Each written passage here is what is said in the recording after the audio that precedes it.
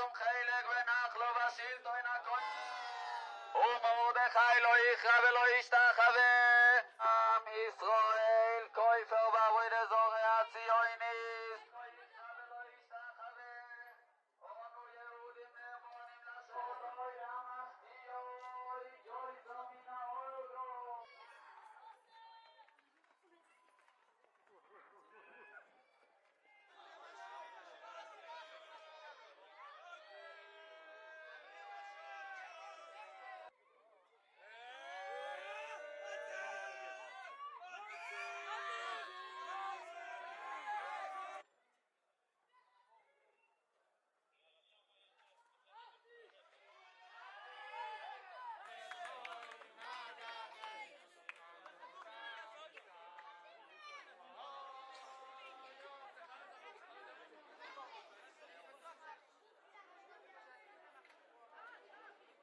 משתמשים בשם הזה בשביל המטרות הפוליטיות של האינטרסים של התנועה הציונית.